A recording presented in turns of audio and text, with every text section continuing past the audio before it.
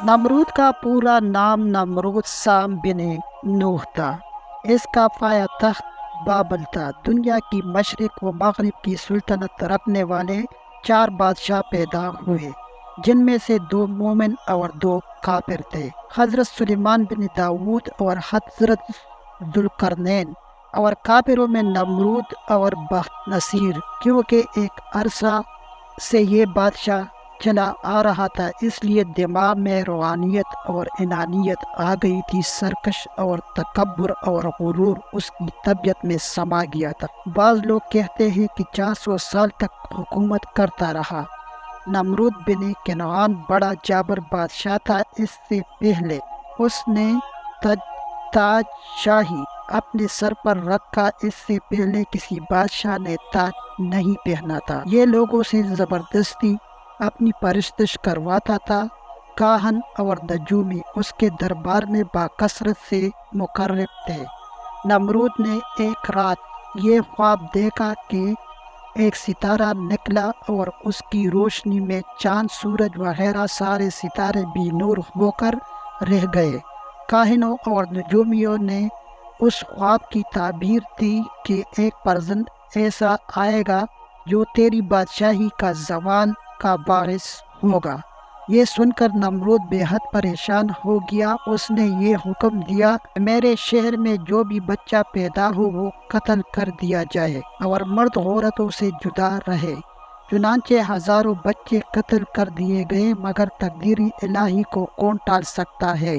उसी दौरान हजरत इब्राहीम अलैहिस्सलाम पैदा हो गए और बादशाह के खौफ से उसकी वालिदा ने शहर से दूर पहाड़ की एक गार में उसको छुपा दिया। उसी गार में छुप कर उनकी वालिदा रोज़ाना दूध पिलाती रही।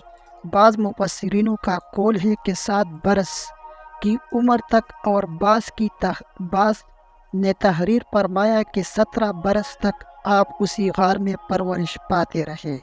नमरूद अपनी सुल्तनत भर में ये कानून नाफिज कर दिया कि उसने खुराक के तमाम चीज़ों को अपनी तहवील में ले लिया था। ये सिर्फ उन्हीं लोगों को खुराक का सामान दिया करता था जो लोग उसकी खुदाई को तस्लीम करते थे। चुनांचे एक मर्तबा हज़रत इब्राहीम अलैहिस्सलाम उसके दरबार में गला लेने के लिए तशरीफ़ ले गए, तो इस हबीस ने कहा कि पहले तुम मुझको अपना खुदा तस्लीम करो, जब भी मैं तुमको गला दूंगा।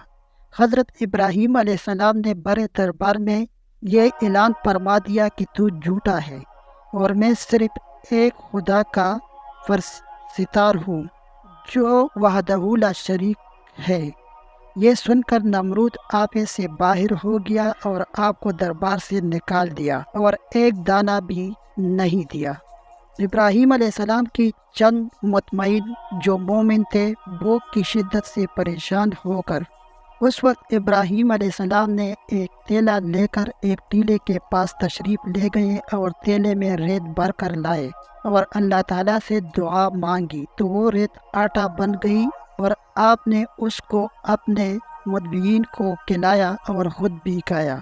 फिर नमरूद की दुश्मनी उस हद तक बढ़ गई कि उसने इब्राहीम अलैहिस्सलाम को आग में डलवा दिया, मगर आग इब्राहीम अलैहिस्सलाम पर गुली गुलजार बन गई और आप सलामती के साथ उस आग से बाहर निकल आए और ऐलान नमरूद को झूठा कहकर खुदाई वहदहू ला शरीक की तौहीद का चर्चा करने लगे। नमरूद ने आपके कलमा हक से तंग आकर एक दिन आपको अपने दरबार में बुलाया और हस्बज़िल मुकालमा यानी मुनाजरा शुरू कर दिया। नमरूद बोला, ए इब्राहीम अलैहिस्सलाम, बताओ तुम्हारा रब कौन है जिसकी इबादत तुम लोगों को दावत दे रहे हो। हज़रत इब्राहीम अलैहिस्सलाम ने कहा, ए नमरूद, मेरा रब वही है जो लोगों को जिंदा करता है और मारता है। नमरूद ने ये बोला, ये मैं भी कर सकता हूँ। चुनांचे उस वक्त उसने 2 कैदियों को जेलखाने से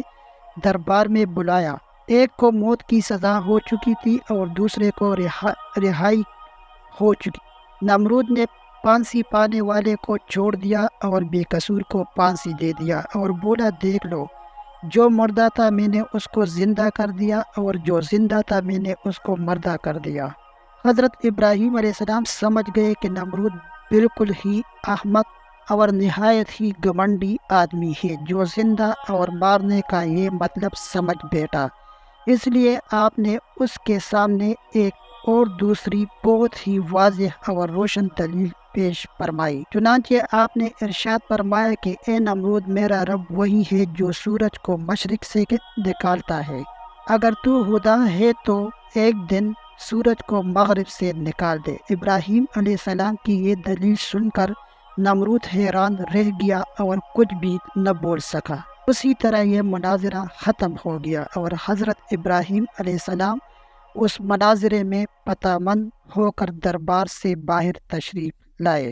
اور ظالموں کا ایک قول ہے کہ اس ناہنجار بادشاہ کے پاس اللہ نے ایک فرشتہ بھیجا، اس نے آ کر اسے توحید کی دعوت دی لیکن اس نے قبول نہ کی، دوبارہ دعوت دی لیکن انکار کیا، تیسری مرتبہ اللہ کی طرف سے بلایا لیکن پھر بھی یہ منکر ہی رہا۔ اس بار بار کے انکار کے بعد فرشتے نے اسے کہا، اچھا تو اپنا لشکر تیار کر، میں بھی اپنا لشکر لے کر آتا ہوں۔ نمرود نے بڑا بھاری لشکر تیار کیا اور زبردست فوج کو لے کر سورج نکلنے کے میدان میں آ پہنچا۔ ادھر اللہ تعالیٰ نے مچھروں کا ایک دروازہ کھول دیا، بڑے بڑے مچھر اس کثرت سے آئے کہ لوگوں کو سورج بھی نظر نہیں آ رہا تھا۔ اللہ کی یہ فوج نمرودیوں پر گری اور تھوڑی دیر میں سب کے سب ہلاک ہو گئے، ہڈیوں کا ڈھانچہ ہی باقی رہ گیا۔ انہی مچھروں میں سے ایک نمرود کے ناک میں گھس گیا اور 400 سال تک اس کا دماغ چاٹتا رہا۔ ایسے عذاب سے اس کا موت 1000 درجے بہتر تھا۔ اپنا سر دیوار اور پتھروں پر مارتا پھرتا تھا، ہتھوڑوں سے کچلاتا تھا اور اپنے سر پر جوتے مرواتا تھا، یوں ہی رینگ رینگ کر بدنصیب کی ہلاکت۔ آخر میں اللہ سے دعا ہے کہ اللہ ہمیں نیک اعمال کرنے اور برائی سے بچنے اور بچانے کی توفیق عطا فرمائے، آمین یا رب العالمین۔